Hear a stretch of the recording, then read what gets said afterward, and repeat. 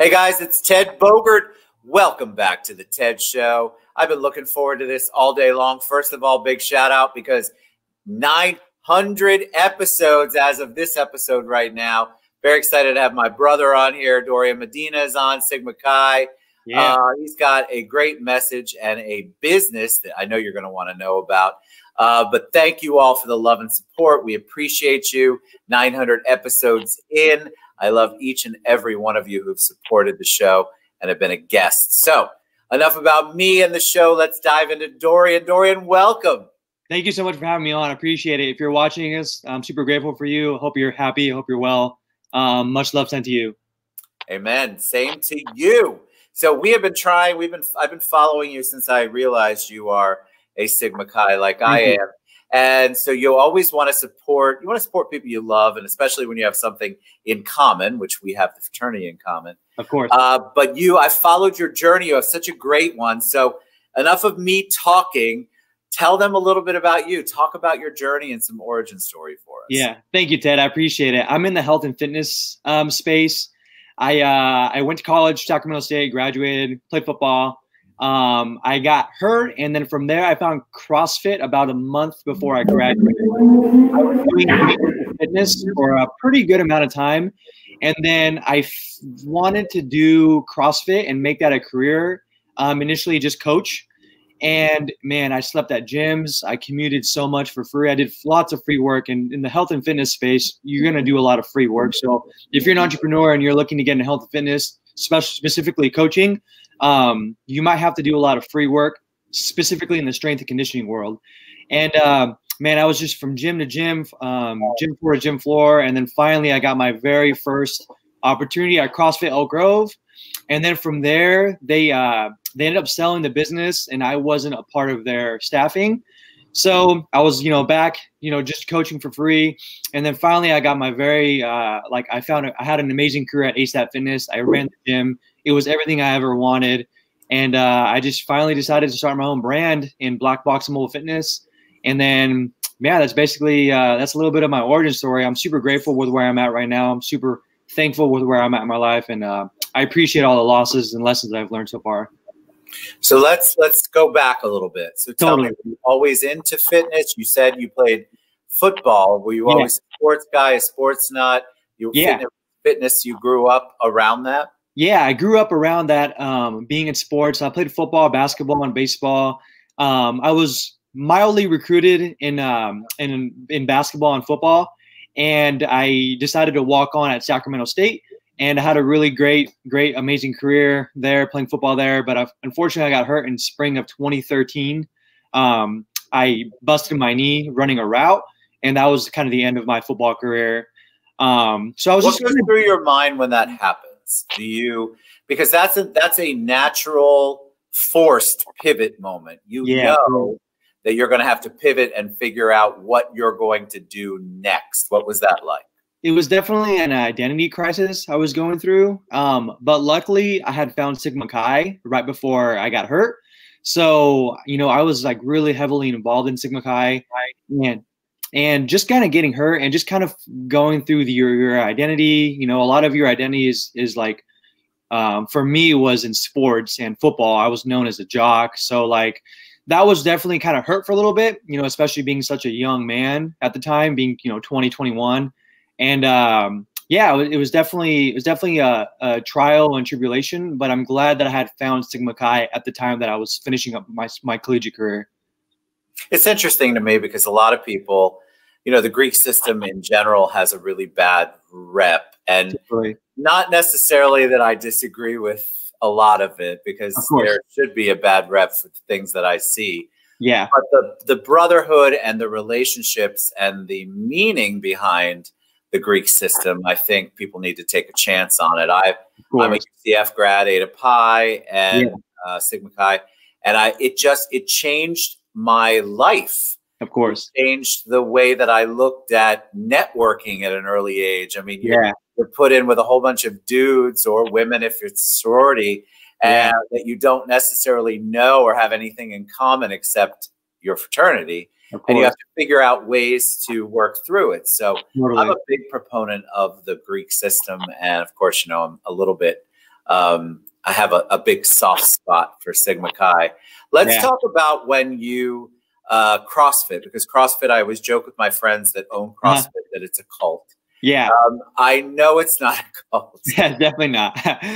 but it is life-changing for a lot of people. What did you want to do different from that when you opened Black Box Mobile Fitness? Yeah, totally. So, you know, as I got more and more into coaching and as I got more and more into business and fitness, one thing that always troubled me was kind of group classes, in the sense that you have 20 different people in a group class with 20 different goals, right? And in CrossFit, you know, you're doing strength movements, you're doing body weight movements, you're doing gymnastics. But for someone that doesn't want to learn necessarily how to be a better barbell oriented person, meaning how to snatch or how to clean and jerk, or someone that doesn't really care about walking on their hands or doing gymnastics, like they want to lose weight, they want to be healthy. So like I wanted to bring Black Box and make it so where it's individualized for someone. I'm going to their house, I'm training them in their garage or in a nice comfortable spot, a nice safe space for them. Because going to the gym, that's already hard in itself, especially if you have kids, you have a family, you know, you have a business. There's so much stuff to do, right? You might have to sit in traffic depending on where you live. If you can only make evening classes, right, you're having to drive to the gym. There's tons of traffic depending on where you live. So I wanted to basically not have that barrier for someone. And then obviously if someone's brand new to fitness, going to a gym where there's tons of fit people, you know, in CrossFit, sometimes, you know, there's, you know, your shirts are off. So that could be like very, very intimidating for someone that's brand new to fitness. Yes. So I wanted to create this experience where someone can work out in the comfort of their own home. They don't have the excuse of they don't have the time to go to the gym. You know, they could, I go to their house, I unload my equipment depending on what the program is for them. And then they leave and they're already there at their house. They can make their smoothie, they can make their lunch, they can go right in the back and, you know, use their own amenities. Like it's a more of a comfortable spot for them. And they're getting an individualized program that is catered to their priorities and to their goals. I think that is so important because you know, back in the 80s is the last time I really worked out. For sure.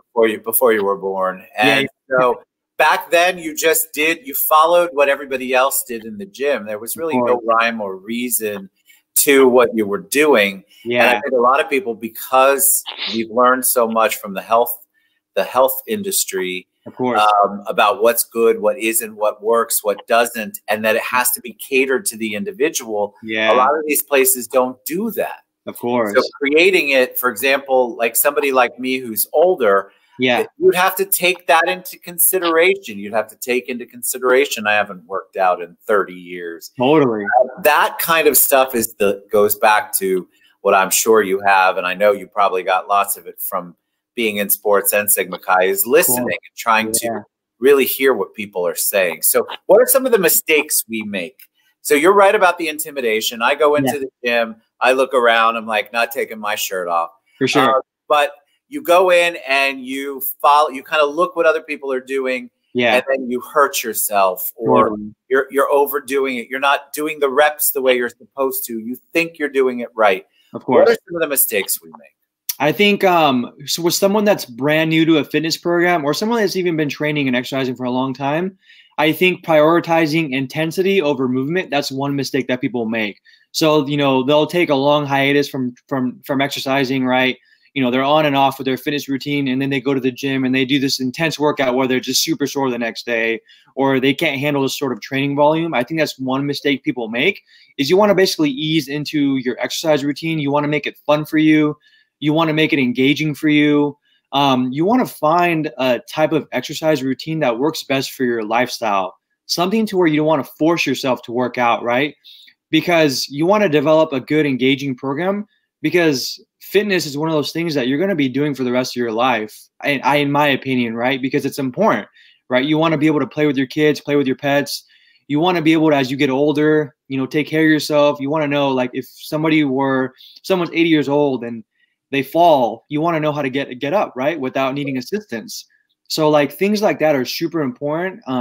So prioritizing movement over intensity, I think, is one thing that someone can take out of this for value. is prioritizing that over intense workouts. And then as soon as you start building your aerobic fitness, building strength, then you can go ahead and add intensity.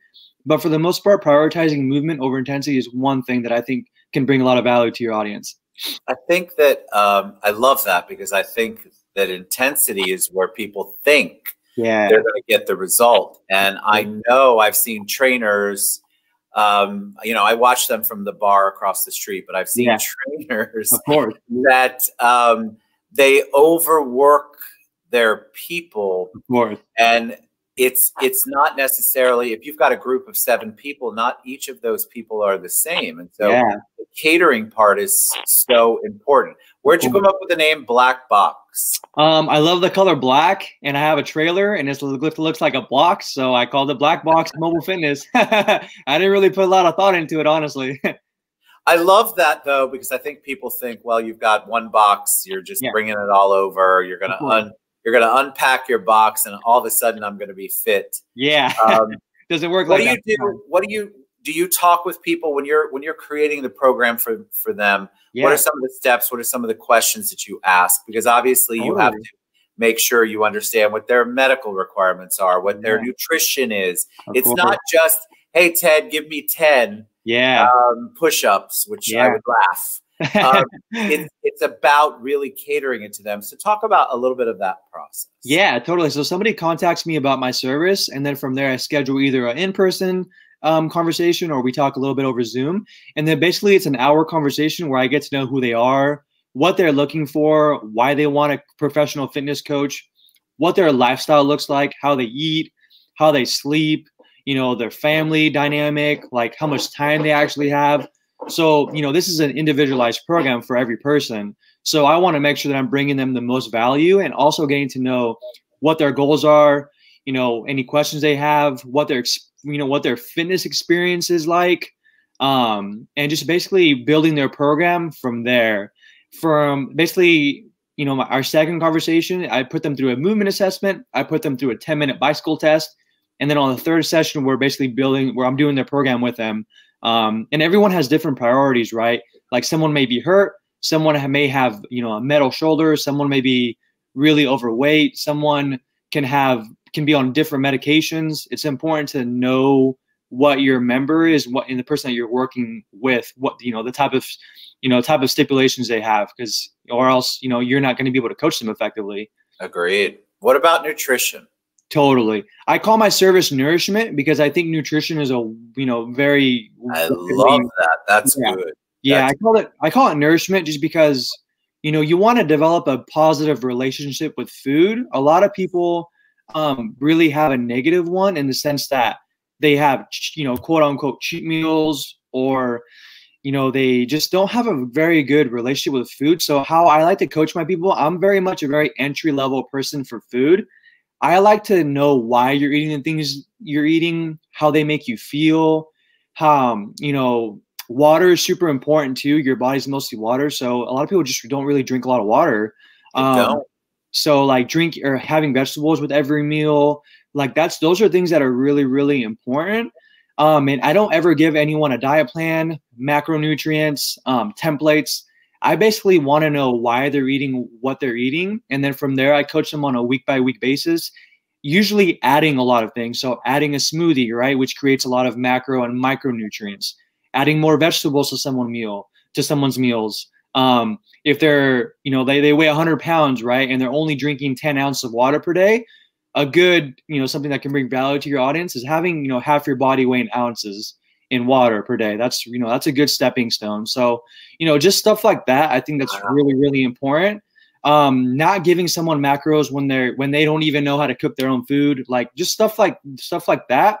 It's important to know why someone's eating the way they eat, and what their relationship is like with what they're tasting, what they're eating every day. That's super important. That is so important, because I think a lot of people who get into the quote unquote fitness industry, they leave out how important it is to figure out their client's relationship with food. Of course. We underestimate it because we don't like to talk about it. We either say, oh, you're anorexic or you eat too much. Totally. We don't talk about everything in between. Of course. And how that impacts everything you do. It's one thing. I have friends. I know them. I love them. I tell them if they were here. They work out like fiends and they eat like crap. Yeah, that's important. And I can't figure out if you're going to dedicate that much time to really taking care of your body. Of course. Why are you constantly at McDonald's? I'm not saying McDonald's is the devil. I'm just saying if that is your primary source of quote unquote nutrients, and then you're working out, I think you're missing the point. 100%. And a lot of people devote so much time to the gym, like you were saying. They spend hours and hours on the treadmill or hours and hours at the gym, only to go home and eat. Just eat. They don't. A lot of people aren't very conscious of what they're putting in their body, mainly because food is so easily accessible. You can go to every there's a grocery market on every corner. There's a gas station where you could find food. And unfortunately, in this country, it's food is easily accessible, and it's not the most quality. And I think having more education behind having a nourish-based, lifestyle-oriented food program for yourself is super important, as opposed to giving someone a diet or macronutrients or templates. Teaching people how to cook, like that's really important.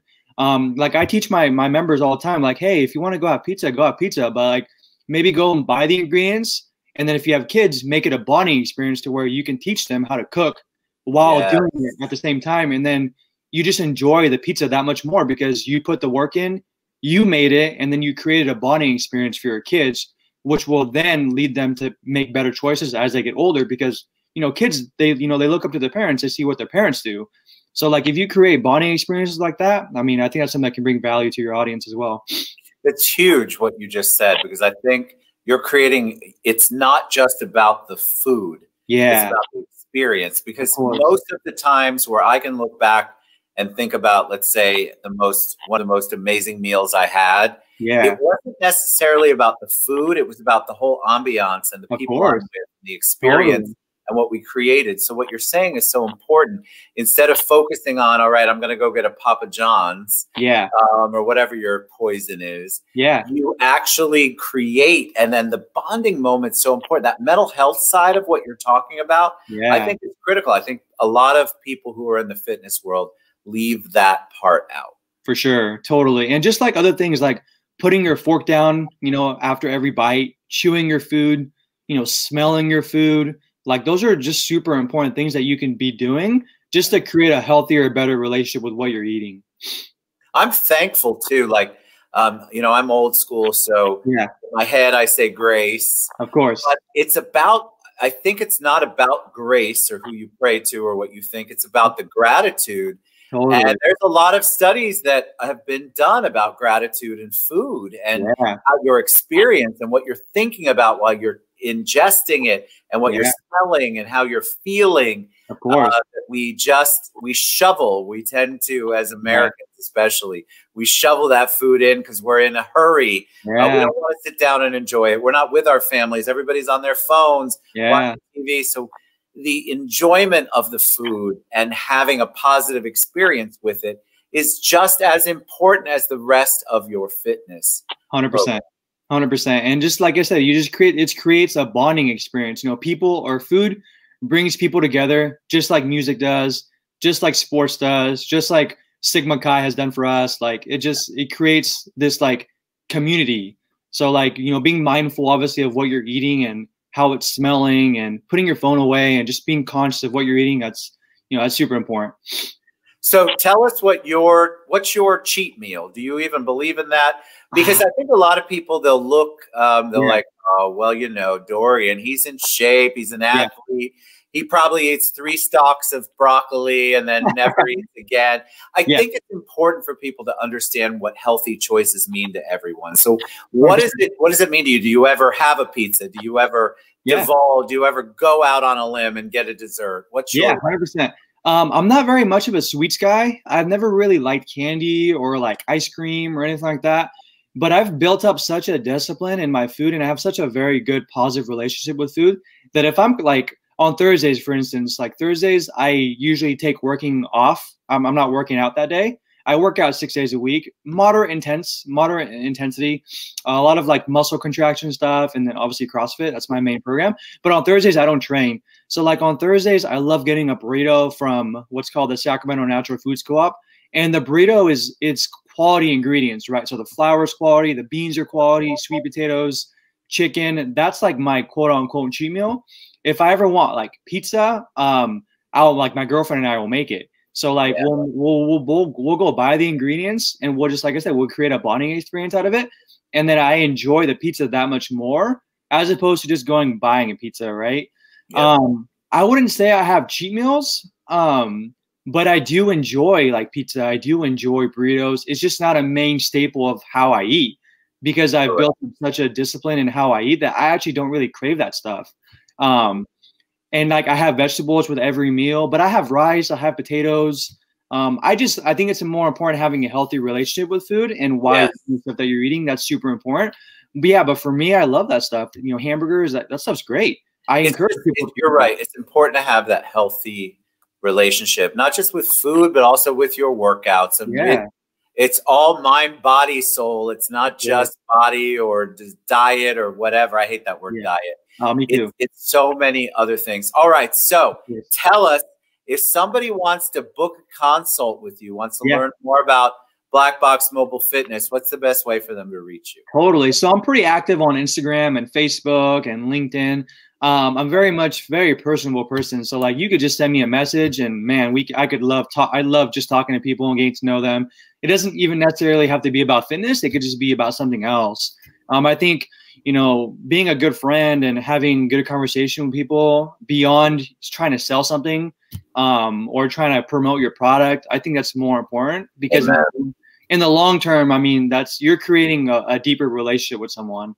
And if you do that with good intent, I think, you know, if you own a business or you sell a product or service that you're super passionate about, I think that will pay you much more over time in the long term. So like if they want to connect with me, Instagram, Facebook, I give out my number all the time. Like I'm just easily accessible. Like I'm just super personable. So like, all I have to do is send me a message and then we can kind of go from there. I love that. I love your spirit, Dorian. I think it's amazing what you're doing. And you can't fake that kind of spirit. You really do feel it and you give it back to the people that you work with. So kudos to you, my friend. Thank you, brother. Brother, for finding what you want to do and your passion. Of course. What you want to be with someone like Dorian, you want somebody who's got that passion and has enough for you and him until you're ready to have it on your own. And so big kudos to you. All right. Black Box Mobile Fitness, Facebook and Instagram. I put it down there. I also tagged Dorian. Reach out to him, get a consult, talk to him about your life. And even if you don't want to talk about fitness, you heard him. He's a personable guy, but I'm sure he'll turn it around and ask you what your relationship is. God bless you, my brother. I appreciate you so much, Dorian Medina. Thank you for being on the TED Show. Thank you so much for having me, man. I appreciate it. The bond is always reciprocal. And if you're watching, I appreciate it. Thank you so much. I'm super grateful. Hope you're healthy. Hope you're happy. Send me a message if you ever need anything. Fantastic. Dorian Medina. We'll see you guys later. We'll be back sometime tomorrow. Reach out to Dorian. What do you have to lose? We're all working towards something. Why not have somebody who obviously has a heart for it like Dorian does and reach out to him? Somebody who's not intimidating. Thank you. What we all think of when we think of gyms. Thank you so much. All right. Thank you, Dorian. We'll see you soon.